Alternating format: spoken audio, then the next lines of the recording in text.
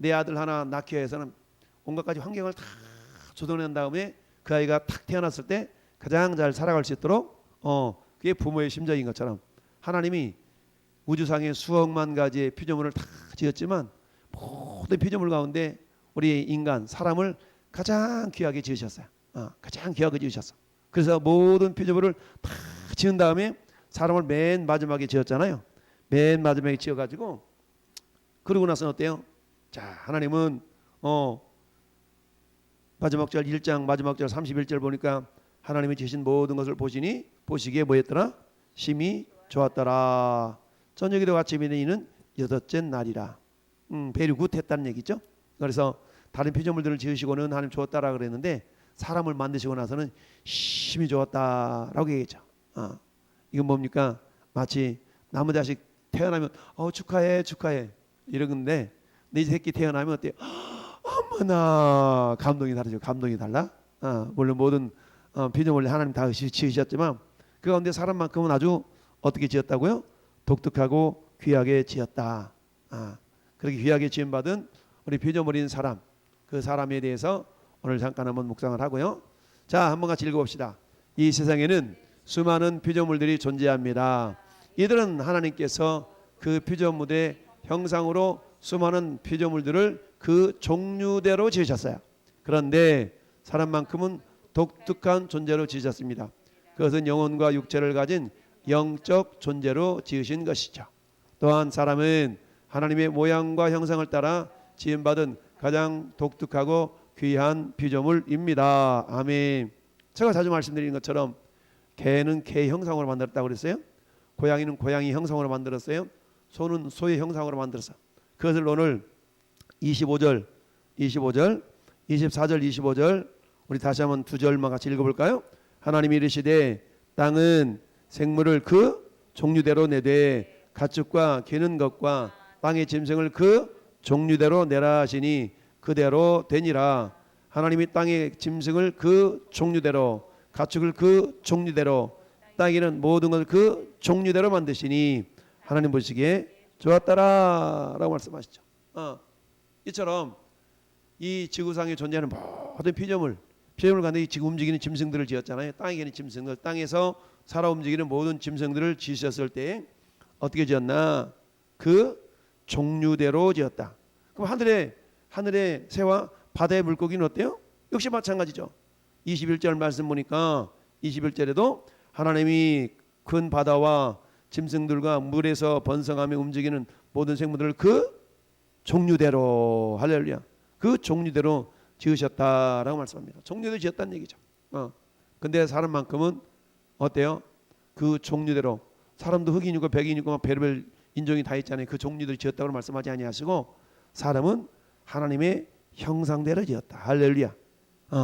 그러니까 모든 피조물들은 그들의 형상으로 지은 거예요. 그들의 형상. 그러니까 개는 개처럼 살아야 되고 고양이는 고양이처럼 사는 겁니다. 근데 요즘은 세상 말로 개 팔자, 고양이 팔자가 참 좋아져 가지고 사람 대접받죠? 그래서 개를 품에 안고 다니면서 내 새끼 이러고 있어. 하나님 보시면 뭐라 그럴까? 개가 왜 네 새끼냐 이럴 것 같아. 오늘도 보니까 막 바구니에 담아서 어깨에 메고 껴안고 막 오고 가는 사람들이 많은데 하나님 저 모습 보고 뭐라 그럴까? 그래서 뭐라고 그래? 아이고 내 새끼 네 엄마야.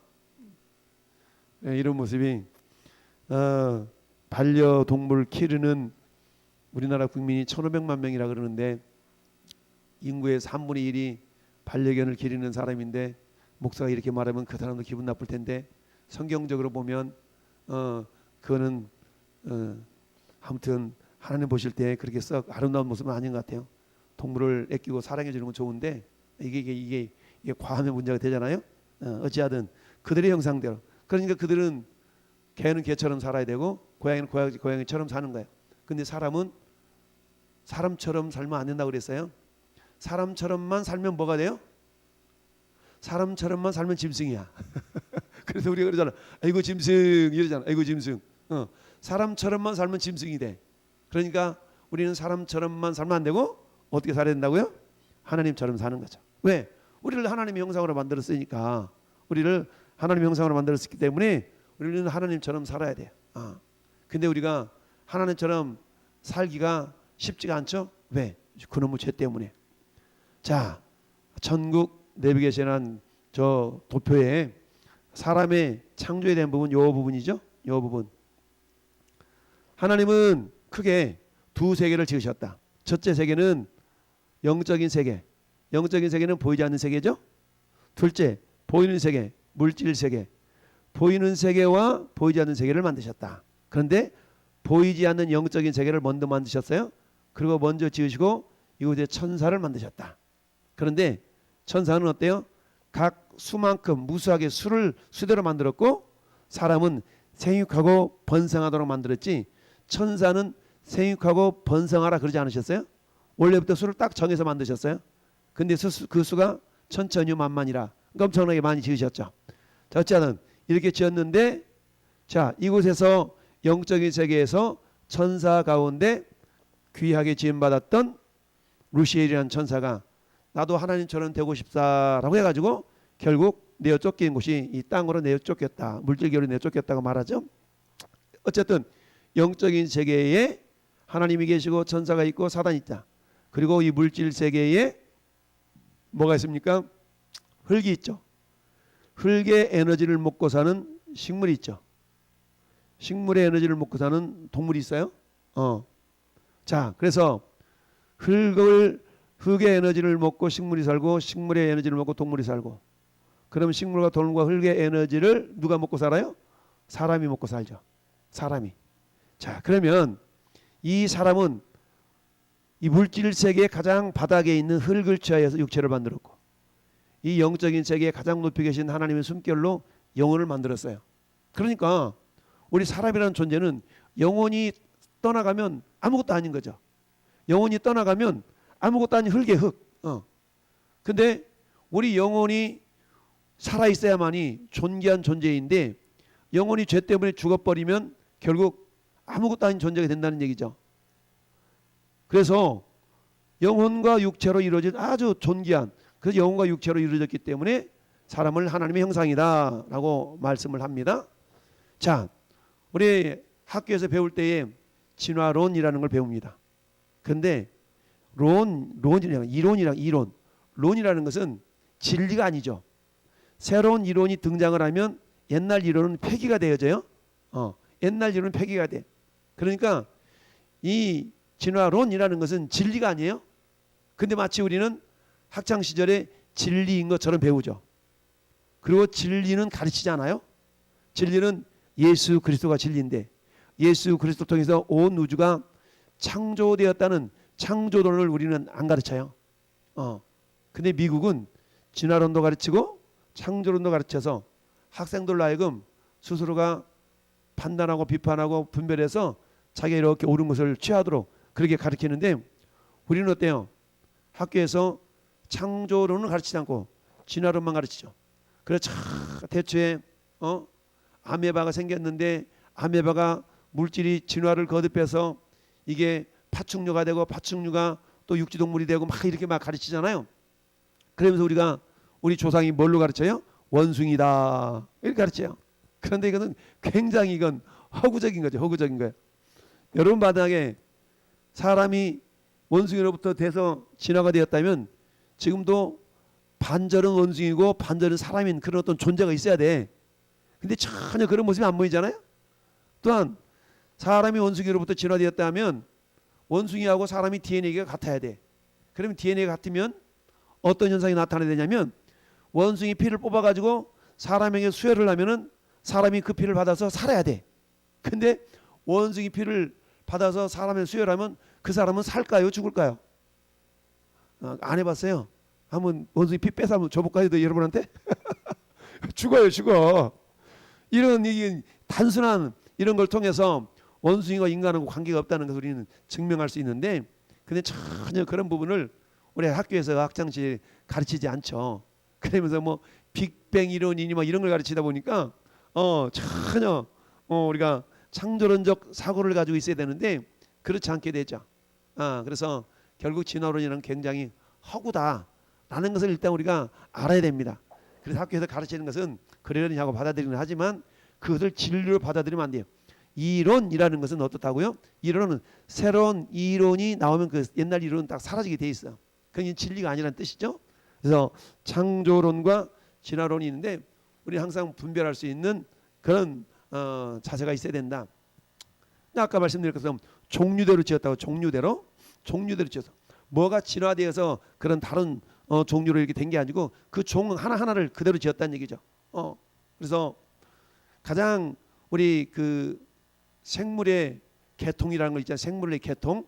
생물의 계통에서 가장 높은 게 뭐라고? 개라고 하니 개. 가장 밑에가 종이라고 하잖아요. 종. 그래서 무슨 종, 무슨 속, 무슨 과, 무슨 목, 무슨 강, 무슨 개 이러잖아요. 그래서 우리 생물 시간에 그 뭐 까짓과 무슨 목 이러면서 배우지 않습니까? 그래서 종속, 과목, 강문계 뭐 이렇게 막 배웠던 기억이 나요. 그래서 가장 밑에가 가장 종. 그러니까 종이 진화를 된다는 얘기가 아니라 하나님은 하나하나의 종을 다 만드셨다는 얘기예요. 그러니까 진화론은 성경에 비춰본다면 전혀 맞지 않는 이야기라는 얘기죠. 자, 그래서 최고의 창조물인 사람. 그런데 사람만큼은 하나님께서 독특하게 지었다는 얘기인데 어떻게 지었냐? 모든 환경을 먼저 다 만들어 놓으시고 마치 우리 하면이 엄마 아빠가 태어나기 전에 다 환경을 만들고 하민이가 태어나면 가장 잘 살 수 있도록 여건을 준비해 놓은 것처럼 하나님도 마찬가지다. 모든 피조물 가운데 독특하게 사람만큼은 모든 환경을 다 조성해 놓으시고 사람을 지으셨다. 그리고 사람이 딱 태어난 걸 보시면서 하나님은 만드시고 나서 보시기에 very good 했다는 얘기죠. 모든 피조물들은 굿했지만 사람은 very good 했다는 얘기죠. 그만큼 존귀하게 지음을 받았다라는 얘기입니다. 두 번째, 모든 환경을 다 만드시고 사람을 지었는데 근데 사람은 아까 우리 도표에서 본 것처럼 육체와 영혼으로 지었다는 얘기입니다. 육체 영혼. 원래 육체와 영혼으로 지어진 이 사람은 영원토록 살도록 하나님께서 지었잖아요. 영원히 살도록 지었어요. 근데 우리 아는 것처럼 죄가 들어오면서 영원히 사는 그 영생의 길이 단절되니까 사망이 왔죠. 인간에게는 세 종류의 죽음이 있다고 그랬어요. 첫 번째 죽음은 생명의 근원이신 하나님과의 단절된 영적으로 죽음. 두 번째 죽음은 육체적인 죽음.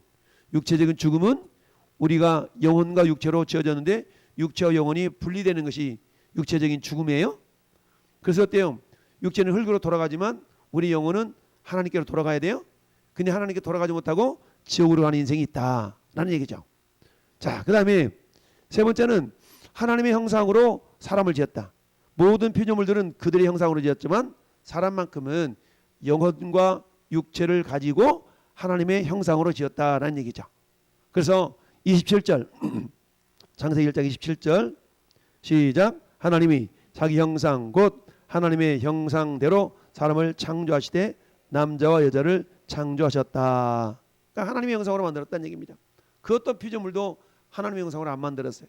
그러니까 사람만큼은 하나님의 형상으로 아주 독특하게 지었다는 얘기죠. 그리고 하나님과 함께 영원히 교제하며 살아갈 수 있는 존재로 지었는데 그놈의 죄 때문에 마귀 사단 때문에 죄가 들어와서 결국 영원히 사는 것이 단절이 되었다. 자, 그리고는 어때요? 하나님이 영원히 사는 그런 존재로 우리를 원래는 지었는데 근데 하나님이 지으신 피조물 가운데 영적인 세계에서 피조물 지은 존재가 천사라고 했잖아요. 천사. 근데 천사로 지었지만 사람보다 먼저 지었지만 천사가 사람보다 덜 귀해요. 하나님께는 모든 피조물은 다 귀하지만 하나님 보실 때는 천사보다 사람이 귀합니다. 그걸 어떻게 알 수 있냐? 천사는 하나님의 형상으로 지었다는 말이 없어요. 근데 사람은 하나님의 형상으로 지었다는 말씀이 있고 두 번째, 사람이 왜 천사보다 귀하냐? 히브리서 1장 14절을 보니까 나타나 있어. 읽어봅시다. 시작. 모든 천사들은 섬기는 영으로서 구원받을 상속자들을 위하여 섬기라고 보내심이 아니냐. 아멘. 그러니까 모든 천사들은 섬기는 영으로서 구원받을 상속자들을 섬기라고 위하여 보내줬다는 얘기죠. 그러니까 저 여러분들은 구원받은 존재들이잖아요. 그런데 천사들이 우리의 수종을 두는 거예요. 마치. 그러니 우리가 천사보다 귀한 존재들이라는 얘기입니다. 이처럼 하나님은 천사보다 귀한 존재로 사람을 만드셨다라는 얘기죠. 자, 그런데 사람이 사람에게 주신 특권이 있어요. 특권. 하나님은 사람에게 주신 특권이 있어요. 첫 번째 특권은 어떤 특권일까요? 에덴 동산의 총 관리인으로서 그걸 관리하기 위한 그런 특권을 주신 겁니다. 자, 2장 15절 볼까요? 2장 15절, 창세기 2장 15절 시작. 여호와 하나님이 그 사람을 이끌어 에덴 동산에 두어 경작하며 지키게 하시고, 그랬죠? 경작하며 지키게 하셨어요. 이게 하나님께서 에덴 동산의 관리인으로 하나님께서 임명해 주셨다는 얘기죠. 그러니까 수많은 피조물들을 다스릴 수 있는 그런, 그러면서 오늘 1장 28절에도 보니까 뭐라고 그랬습니까? 복을 주시며 하나님이 그들에게 이르시되 생육하고 번성하고 땅에 충만하고 땅을 정복하고 바다와 하늘의 새와 움직이는 모든 생물을 다스리라. 다스리는 그런 권세를 하나님이 사람에게 주셨다라는 얘기죠. 그러면 어때요? 오늘처럼 우리가 세상 말로 쇠 빠지게 일해가지고 먹고 살게 해서 이런 존재가 아니라 그냥 손만 딱딱 뻗으면 그 실과를 먹고 살아갈 수 있는, 즉 땀을 흘리지 않아도 먹고 살 수 있는 그런 존재로 모든 실과를 음식으로 주셨어요. 2장 16절 여호와 하나님이 그 사람에게 명하여 이르시되 동산 각종 나무의 열매는 네가 네 맘대로 먹어라고 하나님께서 모든 실과를 먹도록 해주셨다. 특권을 주신 거죠. 특권을. 그리고 또 뭣도 주셨다? 가정도 주셨다. 그래서 혼자 사는 것 좋지 않으니까 돕는 배표를 주시면서 가정을 이루도록 하나님께서 돕는 배표를 주신 것이죠. 그래서 가정을 하나님께서 주셨다라는 얘기죠. 이처럼 사람을 지으시고 사람에게 이처럼 아주 귀한 그런 특권들을 주셨는데, 근데 사단이 이 특권 준 거에 대해서 배가 아파가지고 어떻게 돼요? 결국 특권이 무너지게 되고 특권을 빼앗기게 되어지는데, 근데 여러분 그 특권을 누리기 위해서는 반드시 뭐가 필요하냐면 지켜야 될 법이 있다는 얘기죠. 여러분 왜 그러지 않습니까? 우리가 누리기 위해서는 자유도 좋지만 책임이 있죠. 자유에는 반드시 책임이 따르죠. 그런 것처럼 하나님께서 인간을 가장 귀한 존재를 지었고 많은 특권을 주셨지만 그 특권을 누리기 위해서는 뭐가 필요해요? 거기에 대한 지켜야 할 법이 있다는 얘기입니다.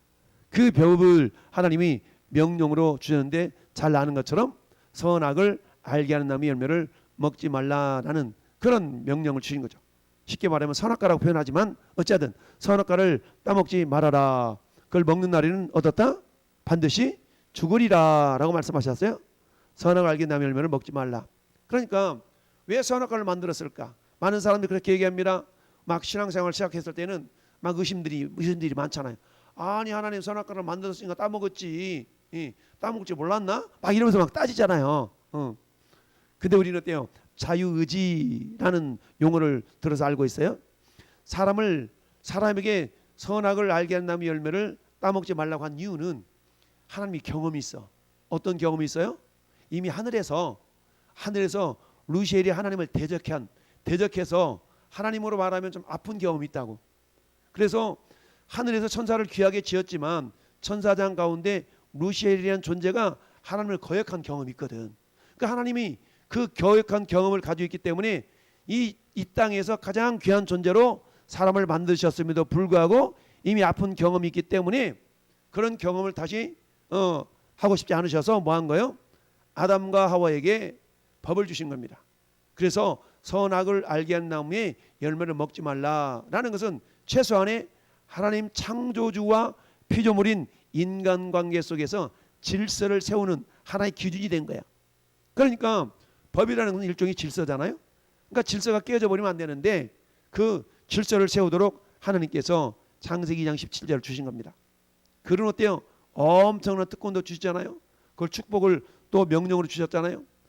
생육하고 번성하고 충만하고 다스리고 정복하고 이런 막 5대 명령, 이 5대 축복의 명령을 주셨잖아요.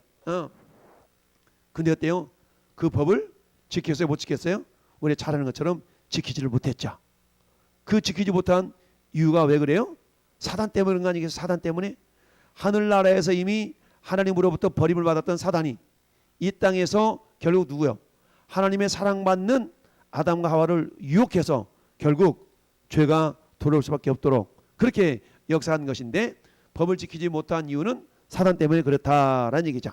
그렇게 해서 결국 어떻게 돼요? 결국 죽음이 오게 되었다라는 것을 알 수 있습니다. 자, 창세기 3장 4절로 읽어봅시다. 시작. 뱀이 여자에게 이르되 너희가 결코 죽지 아니하리라. 너희가 그것을 먹는 날에는 너희 눈이 밝아져 하나님과 같이 되어 선악을 알 줄을 하나님이 아심이라. 아멘. 여러분, 사단이 이미 저 하늘, 영적인 세계인 하늘에서 어땠어요? 자기가 하나님과 같이 되고 싶었잖아요. 자기가 하나님과 같이 되고 싶어하는 바람에 결국 내어 쫓겨서 마귀가 된 거 아니겠어요? 그런 경험을 그대로 적용시키는 거예요. 뭐 하려고? 하나님으로부터 사랑받는 아담과 하와를 하나님과 관계를 끊어놓으려기 위해서 저렇게 유혹을 했는데 저 유혹에 결국 넘어가고 말았죠. 오늘날도 마찬가지죠. 오늘날도 마귀는 끊임없이 어떻게 해요? 우리 믿는 사람들을 유혹해서 하나님의 사랑으로부터 끊어지도록 역사하려고 그런다는 얘기죠.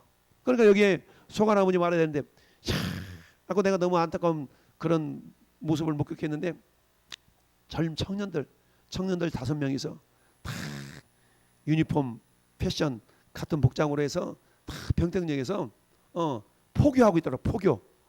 누굴 것 같아요? 신천지 청년들이 사람 한 사람 붙잡고 이게 전화번호 달라고 이거 쫙 물어보면서 막 그러고 있는 거야. 그래서 마이크를 잡고 얘기했어요. 여러분, 저기 5명의 청년들은 신천지 사이비 이단에서 나온 애들이라고. 저 사람들한테 여러분 전화번호 절대 가르치면 안 된다고. 마이크를 잡고 했더니 도망가. 하다 말고 쭉 가버리더라고. 예. 자기들이 그런 존재가 아니라면 당당하게 아저씨 지금 무슨 소리 하고 있는 겁니까? 막 이래야 될 거 아니에요? 그래서 조용히 도망가더라고. 이야, 그러면서 너무 안타까운 거야.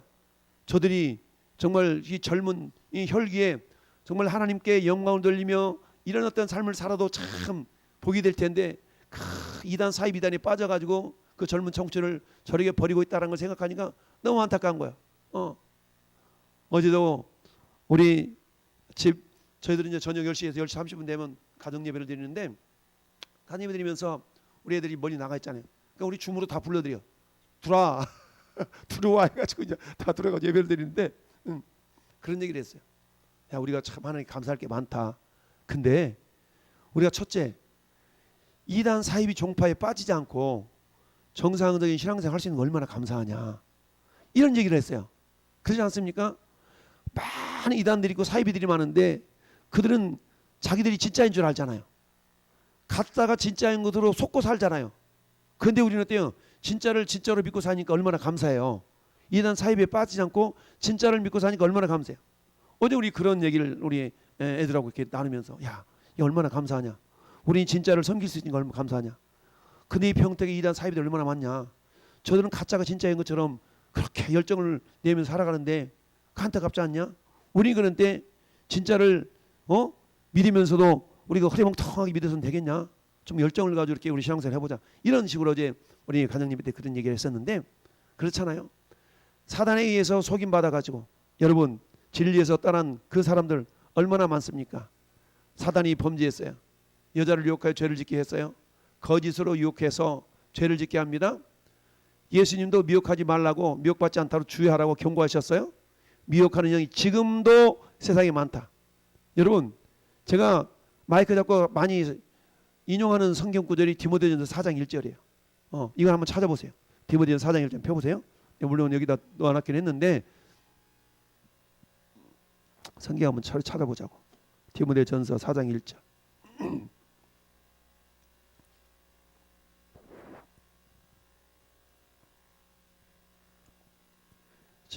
찾으면 아멘. 디모데전서 4장 1절 시작. 그러나 성령이 밝히 말씀하시기를 후일에 어떤 사람들이 믿음에서 떠나 미혹하는 영과 귀신의 가르침을 따르리라 하셨으니 아멘. 자기 양심이 화인을 맞아서 외식함으로 거짓말하는 자들이라. 여러분 이단들 거짓말 잘합니다. 거짓말 잘해요. 사이비 특별히 저 신땡땡 이 사이비는 너무너무 거짓말 잘해. 거짓말을 모략이라고 가르치잖아요. 야, 그러면 제가 이 말씀을 많이 이렇게 인용을 합니다. 후일에 어떤 사람들이 믿음에서 떠나 미혹하는 영과 귀신의 가르침을 따르리라. 여러분 귀신은 광명의 천사로, 미혹의 영은 광명의 천사로 가장한다고 그랬잖아요. 이게 쉬운 일이라고 그랬어요. 그러니까 저기 20장 계시록 20장 20장 10절 말씀 그들의 결국이 어떻게 돼요? 그들을 미혹하는 마귀가 불과 유혹못에 던져지니 거기는 그 짐승과 거짓 선자도 있어 세세토록 밤낮 괴로움을 받으리라. 믿음에서 떠나는 거죠. 열정적인 신앙생활을 하다가 어때요?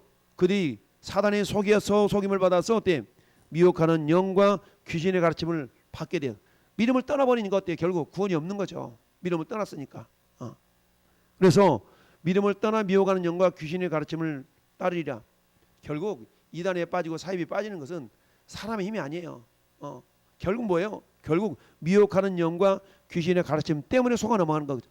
그러니까 사단의 괴계라는 얘기거든요. 그러니까 우리는 어떻게 됩니까? 사단의 괴계에 속아 넘어가지 않도록 어때요? 그야말로 진리 안에 머무를 수 있어야 되겠죠. 그래서 어떻게 하면 돼? 결론으로 따라서 은혜와 진리 안에 거하라. 그렇습니다. 은혜와 진리 안에 거하는 겁니다. 은혜와 진리 안에 거하는 거죠. 은혜와 진리 안에 거한다는 건 뭐였어요? 예수님이 이 땅에 은혜와 진리로 이 땅에 오셨잖아요. 예수님이. 요한복음 1장 14절에 뭐라 말씀하고 있어요? 읽어봐요. 말씀이 육신이 되어 우리 가운데 거하심에 우리가 그의 영광을 보니 아버지의 독생자의 영광이요 은혜와 진리가 충만하더라. 아멘. 예수님이 이 땅에 어떻게 오셨다고요? 은혜와 진리로 오셨어요. 할렐루야. 예수님은 은혜와 진리로 오셨다고. 이걸 뭘 얘기하냐면 우리의 구원과 구원받은 사람의 삶을 나타내기 위해서 주님이 저렇게 말씀하고 있는 거거든요. 은혜로 오셨다는 것은 이 땅에 우리가 구원받은 것은 뭘로 구원받아요? 은혜로 구원받아요. 우리 능력으로 구원받지 않습니다. 내가 열심을 다했기 때문에 구원받아요? 아니, 그게 아니에요. 너희가 그 은혜를 인하여 믿음으로 말미암아 구원을 얻었나니 이것이 너희에게 대한 것이 아니요 하나님의 선물이라고 했잖아요. 그러니까 우리를 하나님이 은혜로 구원해 주셨어요. 그러면 은혜로 구원받은 자들이 그 다음에 삶은 뭐예요? 고린도후서 5장 6장 1절처럼 은혜를 헛되이 받지 말라. 은혜를 헛되이 받지 말라는 얘기 뭡니까? 은혜로 우리를 구원하신 그 주님의 은혜에 우리는 합당하게 어때? 은혜에 합당한 자의 삶을 살아가는 건데 은혜에 합당한 자의 삶을 살아가는 것이 뭐냐? 그건 따라서 사랑으로 행하는 거예요. 사랑으로 행하는 거. 즉 하나님을 사랑하는 거예요. 하나님을 사랑하는 것이 보면 자 은혜와 진리로 이 땅에 예수님 오셨어요. 그래서 주님의 은혜로 우리가 구원을 받았잖아요. 그래 뭐예요? 은혜 안에 우리가 머무르기 때문에 구원을 받았고 그 다음에 어때요? 이제는 어때요? 진리로 살아가는 거거든요. 그럼 진리로 산다는 것은 뭐냐면 진리로 산다는 것은 주님을 사랑하는 마음으로 말씀을 순종하는 겁니다. 따라서 진리를 순종함으로 주님을 사랑한다. 이 내용이 창세기 넘어서 요한복음 14장 쭉 넘어가면 14장 21절 또는 요한복음 15장에 나타나 있어요. 자, 주님이 우리가 사단에 의해서 구원의 길이 결국 끊어졌는데 다시금 창세기 3장 15절 또는 21절에 우리는 저걸 원시복음이라고 그러지 않습니까? 자, 창세기 3장 15절 말씀 보니까 내가 너로 여자와 원수가 되게 하고 내 후손도 여자의 후손과 원수가 되게 하리니 여자의 후손은 내 머리를 상하게 할 것이요 너는 그의 발꿈치를 상하게 할 것이니라 하시고 여호와 하나님이 아담과 그의 아내를 위하여 가죽옷을 지어 입히시니라. 창세기 3장 21절은 예수님에 대한 예표잖아요. 그러니까 죽음으로 죄로 말미암아 죽음이 온 아담과 하와에게 그 후손들에게 결국은 어때요? 예수 그리스도를 통해서 그 은혜로 구원이 임하게 된 거죠. 그래서 영접하는 자고 그 이름 믿는 자들에게는 하나님의 자녀가 되는 권세를 주셨다. 이 땅에 오실 예수 그리스도를 영접함으로 결국 하나님의 은혜로 구원이 임하게 되죠. 그래서 예수님 어때요? 우리 지지난주에 예수님은 길이요 진리요 생명이다라고 우리가 배웠죠. 자, 그러면서 우리가 진리로 행한다는 것은 뭐냐? 진리로 행한다는 것은 마태복음 22장 37절 한번 읽어봅시다. 시작. 예수께서 이르시되 내 마음을 다하고 목숨을 다하고 뜻을 다하여 주 너의 하나님을 사랑하라 하셨으니 이것이 첫째 되는 크고 첫째 되는 계명이요 라고 말씀하고 있어요. 뭐 하는 거죠? 은혜로 구원받았다면 그 다음에 해야 될 일은 우리가 주님을 사랑하는 거예요. 그럼 사랑한다는 게 뭔데? 사랑한다는 것을 요한복음 14장 21절 이렇게 설명하고 있어요. 시작. 나의 계명을 지키는 자라야 나를 사랑하는 자니 나를 사랑하는 자는 내 아버지께 사랑을 받을 것이요 나도 그를 사랑하여 그에게 나를 나타내리라. 아멘. 여러분 사랑하면 그 사람의 말을 들어주고 싶은 거예요. 내 새끼 그래 뭐 하고 싶어 사랑의 관계가 되잖아요. 그러면 사랑하는 대상의 말을 순종하고 싶은 마음이 생겨요. 남자가 사랑에 빠지면 남자는 여자의 말을 들어주고 싶어하고 여자는 남자의 말을 들어주고 싶어해요. 이게 사랑의 관계 속에 있는 사람들의 모습이에요. 마찬가지로 우리가 하나님을 사랑하면 하나님 뭐라고 말씀하신 걸 기울여 들으면서 그 하나님의 말씀에 우리가 순종하고 싶은 마음이 생겨요. 다른 말로 말하면 하나님을 어떻게 하면 내가 기쁘시게 할까라는 그런 생각이 든다는 얘기입니다. 할렐루야. 그래서 하나님을 사랑하는 가장 귀한 방편 중에 한 가지가 뭐라고 그랬어요? 나의 계명을 지키는 자라야 나를 사랑하는 자다. 우리 하나님이 우리에게 사랑을 요구하시는데 너 나 사랑하냐? 하면서 하나님께서 사랑하나 사랑하지 않는가를 체크하는 체크리스트 중에 한 가지가 뭐냐? 말씀을 줘보는 겁니다. 말씀을 명령으로 주셔요. 그리고 뭐 하는 겁니까? 순종하나 순종하지 않는가를 줘보신다는 얘기입니다. 여러분 요한복음 15장 10절도 읽어봅시다. 시작. 내가 아버지의 계명을 지켜 그의 사랑 안에 거하는 것 같이 너희도 내 계명을 지키면 내 사랑 안에 거하리라. 아멘. 자, 그렇습니다. 하나님이 사람을 가장 귀한 존재, 독특한 존재를 지었어요. 그렇지만 이것이 배 아파가지고 사단에 의해서 죄가 들어왔고 하나님 관계가 끊어졌죠. 그렇지만 하나님의 사랑은 여전히 멈추지 않습니다. 다시 회복시키셨는데 예수 그리스도 안에서 회복시키셨잖아요. 그게 은혜와 진리로 오신 예수님을 통해서 이루어진 구원이에요. 그렇다면 이미 저와 여러분이 이미 구원받은 존재들이에요. 그런 내가 구원받았다면 하나님 우리에게 요구하시는 것이 있어요. 그런데 다른 게 요구하시는 것이 아니라 에덴 동산처럼 선악과 먹지 마 이런 게 아니라 나 좀 사랑해 주지 않겠니? 주님 우리에게 사랑을 요구하신다는 얘기입니다. 그럼 우리는 어때요? 주님 사랑해요, 주님 사랑해요 찬양도 있고 그러지 않습니까? 그럼 내가 주님을 사랑한다는 증거가 뭐냐는 얘기죠. 사랑한다는 얘기는 하나님의 말씀을 겸손히 뭐하는 거예요? 순종하는 것이 주님을 사랑하는 거라는 얘기죠. 그러니까 내가 주님을 사랑하나 사랑하지 않나 이걸 통해서 우리는 뭐 하는 거예요? 내가 말씀을 순종하고 싶은 마음이 있나 없나를 통해서 내가 주님을 사랑하고 있나 그렇지 않은 걸 스스로가 점검해 볼 수 있어요. 요한복음 21장에 예수님은 베드로에게 사명을 주시면서 다른 거 안 물어봤잖아요. 너 이거 할 수 있겠어? 너 능력 있어? 너 토익 점수 몇 점 맞았어? 너 이번 중간고사 때 평균이 몇이야? 우리 하나님 그런 거 안 물어봐요. 단 한 가지만 물어봤잖아요. 뭐 물어봤어요? 너 나 사랑하냐? 이거만 물어봤거든. 오늘 마찬가지 하나님은 저와 여러분들이 다른 거 안 물어보셔요. 야, 너 왜 기도 안 했어? 너 왜 성경 안 읽었어? 그건 부차적인 것이죠. 하나님 우리에게 물어보시는 한 가지가 있어. 너 나 사랑하냐? 이 밤도 우리가 하나님 우리에게 질문하세요. 야, 너 나 사랑하냐? 우리 뭐라고 대답해야 돼요? 에이 주님 말도 안 되죠. 내가 어떻게 안 사랑하죠. 우리 이렇게 할 수 있지만 베드로는 차마 죄송스러워서 뭐라고 대답했어요? 내가 주를 사랑하는 줄 주님이 아십니다. 주님이 아시는 만큼 사랑해요. 이런다는 거 아니겠어요? 마찬가지 이 밤도 우리 인간을 가장 존귀한 존재를 지었어요. 우리 해야 될 일은 다른 게 아니야. 우리 딱 한 가지 마음은 돼. 그게 뭐예요? 주님을 사랑하는 겁니다. 할렐루야. 주님을 사랑하는데 주님을 사랑할 수 있도록 우리 안에 성령님을 보내주셨어. 그래서 어때요? 성령님은 부어주신 사랑이에요. 그 사랑으로 주님을 사랑하는 겁니다. 할렐루야. 마치 이런 거죠. 자, 다음 주에 어버이날이 있어요. 엄마한테 선물을 뭐 해주지? 카네이션 하나 사주려고 하는데 용돈이 없어. 근데 엄마가 용돈을 주면서 그러는 거야. 야야야, 요거 내가 용돈 줄 테니까 요거 가지고 다음 주에 할아버지 꽃도 하나 사드리고 아빠 카네이션 하나 사드리. 알았지? 이게 사랑의 모습이에요. 할 수 없으면서 할 수도 없는 그것을 하나님 우리에게 요구하지 않는다는 거죠. 마찬가지로 하나님은 우리에게 사랑의 영이신 성령님 사랑의 영이시잖아요. 이미 우리에게 부어주신 줄 믿습니다. 우리에게 부어주셨고 그 부어진 사랑으로 그게 뭐예요? 성령을 의지해서 우리 하나님을 사랑하는 존재가 된 줄로 믿습니다.